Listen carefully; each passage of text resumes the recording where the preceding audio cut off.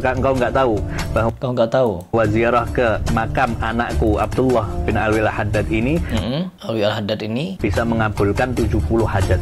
Bisa mengabulkan 70 hajat. Jadi enak teman-teman. Umat Nabi Muhammad SAW yang hidupnya melarat, penuh penderitaan, penuh ujian dan lain sebagainya, pergi ke kuburannya wali, pulang kaya dia. Karena hajatnya apa? Pengen kaya. Tapi kenapa masih banyak pengemis di kuburan-kuburan keramat? Di kuburan-kuburan keramat masih banyak pengemis. Apa pengemis itu tidak tahu kalau di kuburan itu bisa mengabulkan hajat? Hajat apa kalian? 70 loh. 70 hajat loh bisa dikabulkan. Kenapa pengemis-pengemis itu diam bertahan jadi pengemis? Pedagang asongan di pinggir-pinggir makam keramat. Kenapa mereka masih bertahan di situ menjadi orang melarat? Kenapa tidak ke kuburan minta hajat, pengen punya istana, pengen punya mobil, pengen punya emas dan lain sebagainya? Itu kan hajat.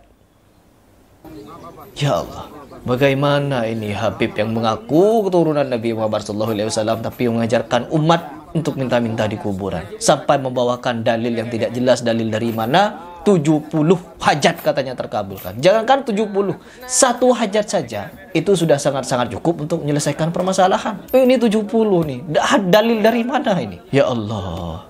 Hoax.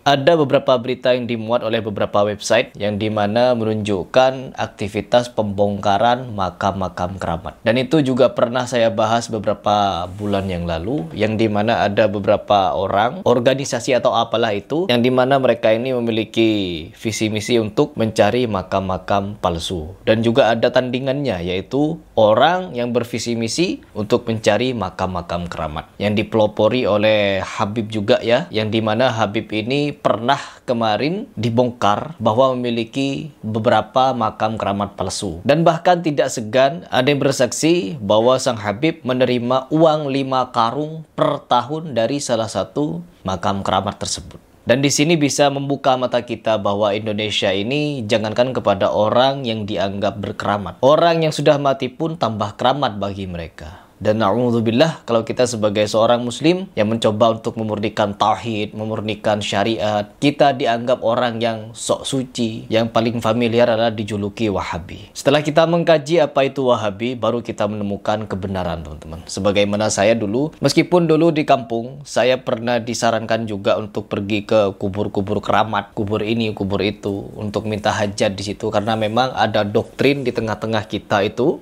sebagai umat muslim di Indonesia terkhusus, kuburan-kuburan keramat bisa mengabulkan doa, bisa mengabulkan hajat. Sebagaimana di video yang ingin saya reaction kali ini, yang ada beberapa habaib memberikan testimoni atau petuah tentang betapa berkeramatnya kuburan. Dan ini wajib untuk kita bahas, wajib untuk kita edukasikan. Entah akan ada pro kontra atau apapun itu, intinya Nabi Muhammad SAW tidak pernah mengajarkan kita untuk minta-minta di kuburan. Tidak pernah. Bahkan ketika Nabi Muhammad SAW pun wafat, Umar bin Khattab ketika di masa panceklik, dia tidak datang ke kuburan Nabi Muhammad untuk meminta hajat. Karena apa? Sebagaimana dikatakan oleh Habib ini, bahwa minta di kuburan 70 hajat akan tergabul atau bagaimana itu. Seolah-olah mengalahkan makam Nabi Muhammad SAW.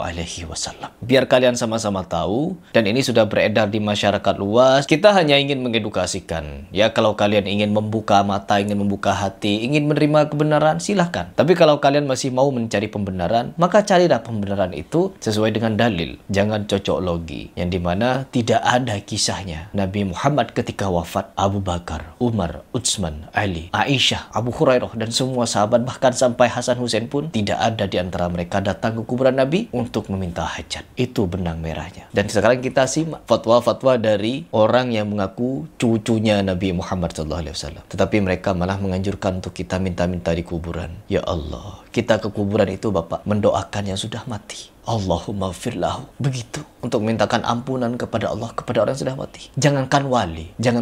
Di makam Baqi, Nabi Muhammad ke sana mendoakan mereka semua. Para sahabat, Aisyah datang ke kuburan itu. Bukan untuk minta hajat. Mendoakan yang sudah mati. Biar kalian mikir. Coba kita langsung simak seperti apa fatwa dari sang Habib. Nanti ini makamnya Habib Abdullah Al-Idrus. Tuh, pokoknya kuburan Idrus. Pusatnya Al-Idrus di sini. Pusatnya Al-Idrus di sini. Dan nanti dari sini ke makam Habib Abdullah bin Alwi Al-Haddad. Haddad. Yang dikatakan Dikatakan, siapa yang mengatakan? Jalan menuju makam itu termasuk daripada taman-taman surga. Waduh, taman-taman surga. Kuburan jadi taman surga, teman-teman. Nah, nanti waktu jalan itu sambil kita berdoa apa Berdoa. Jadi berdoa di kuburan. Minta apa hajat kita di kuburan itu. yang kita ingin doakan untuk kita, keluarga kita, dan Tuh.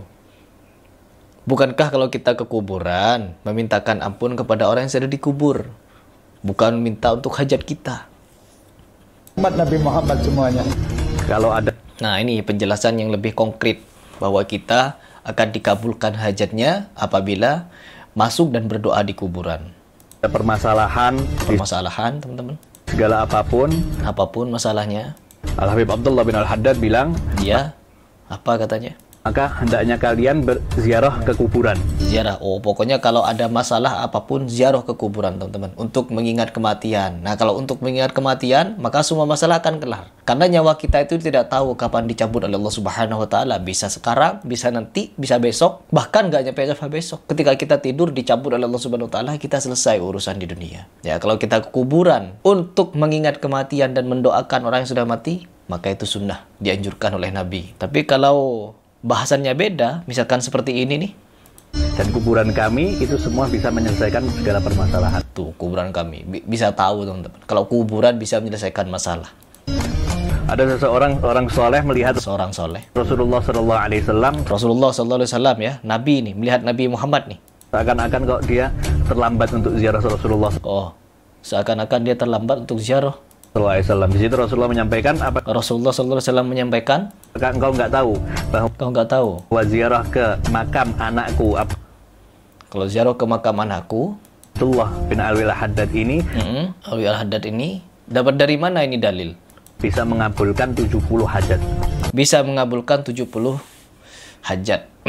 Ini Nabi Muhammad SAW nih yang bilang katanya. Kalau pergi ke kuburan, ziarah ke kuburan si fulan ini, siapa tadi yang disebut, saya tidak ingat dah. Saya tidak ingat bahwa di situ katanya kalau kita minta di situ akan dikabulkan 70 hajat kita. Saya tantang kepada kalian yang cinta kepada habaib. Mohon komentar di bawah. Kira-kira dalil yang dia bawakan ini benar dari Nabi atau mengada-ada. Kalau Nabi Muhammad SAW yang menyampaikan, artinya ini adalah hadis. Entah hadis maudhu, hadis dhaif, atau hadis sahih. Kita lihat di kitab mana, terus periwayatnya siapa, dari siapakah hadis ini diriwayatkan, lalu derajatnya bagaimana. Silahkan kalian yang merasa cinta kepada habaib, berikan kepada saya pencerahan.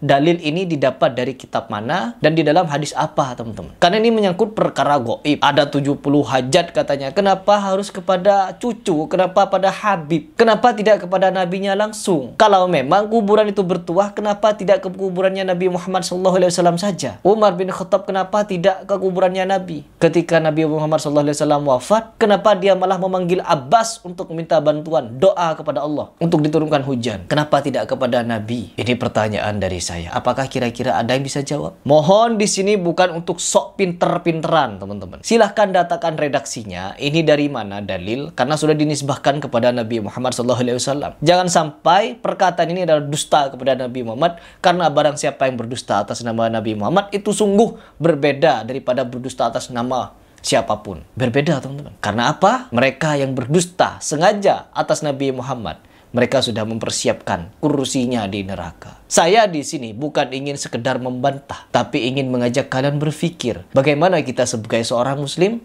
menyikapi fenomena-fenomena minta-minta di kuburan. 70 hajat akan terkabul. Rasul katanya yang bilang.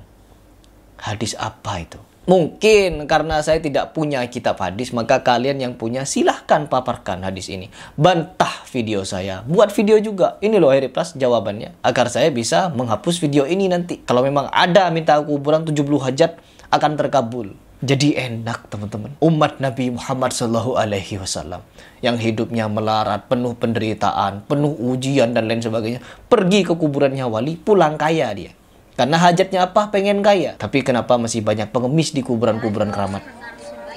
Di kuburan-kuburan keramat masih banyak pengemis. Apa pengemis itu tidak tahu kalau di kuburan itu bisa mengabulkan hajat? Hajat apa kalian? 70 loh. 70 hajat loh bisa dikabulkan. Kenapa pengemis-pengemis itu diam bertahan jadi pengemis?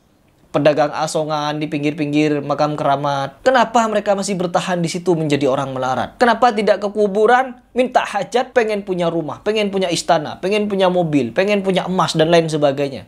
Itu kan hajat. Ya Allah, bagaimana ini Habib yang mengaku keturunan Nabi Muhammad SAW tapi mengajarkan umat untuk minta-minta di kuburan, sampai membawakan dalil yang tidak jelas, dalil dari mana 70 hajat katanya terkabulkan. Jangankan 70, satu hajat saja itu sudah sangat-sangat cukup untuk menyelesaikan permasalahan. Ini 70 nih, dalil dari mana ini? Ya Allah.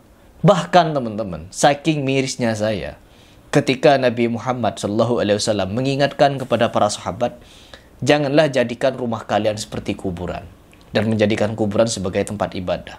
Oh enggak teman-teman. Larangan dari Nabi Muhammad SAW ibarat perintah bagi mereka. Bawa Quran, begadang dia di kuburan ngaji.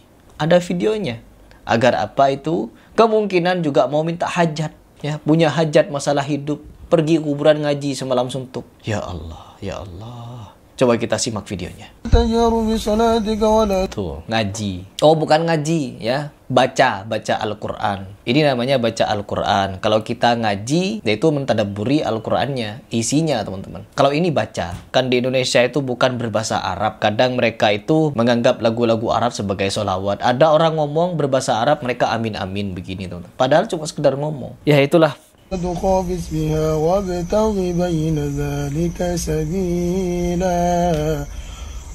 ada minuman apa ini? Alhamdulillahilladzi lam yattakhidh waladan wa lam yakul lahu syarikun fil mulki wa lam yakul lahu waliyyun minadh dhulli wa kabbirhu takbira. Ada hadis yang diriwayatkan oleh Abu Hurairah radhiyallahu an, yang dimana Rasulullah SAW mengingatkan kepada kita semua ya, kepada umatnya, bahwa janganlah kalian jadikan rumah-rumah kalian seperti kuburan. Yang artinya apa? Sepi dari bacaan Al-Quran. Ini rumah ya teman-teman. Janganlah kalian jadikan rumah-rumah kalian seperti kuburan, yaitu sepi teman-teman. Karena sesungguhnya setan akan lari dari rumah-rumah kalian yang dibacakan surat Al-Baqarah di dalamnya. Ini kata Nabi. Nabi memerintahkan kita untuk baca Al-Quran di rumah, bukan di kuburan. Tapi sekarang perintah itu dibalik teman-teman. Rumahnya ditinggalkan, bermalam di kuburan. Baca Al-Quran di situ. Ini penerapan ajaran Islam yang dari mana?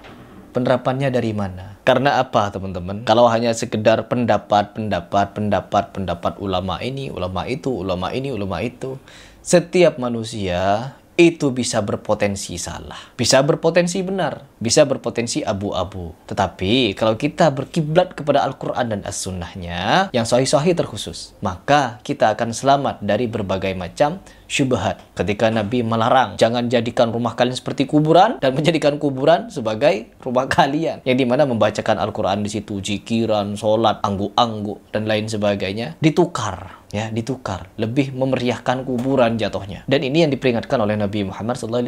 Tetapi dilanggar oleh banyak umatnya. Ya Allah, saya sebagai seorang muslim hanya ingin mengajak kalian berpikir. Kalau kalian merasa tersadarkan dengan video saya bersyukur. Tapi kalau kalian merasa kepanasan dengan video saya, ya saya juga tidak tahu kenapa itu. Karena yang saya sampaikan tidak lain tidak bukan adalah perkataan Nabi Muhammad yang sahih-sahih. Dan juga tidak sedikit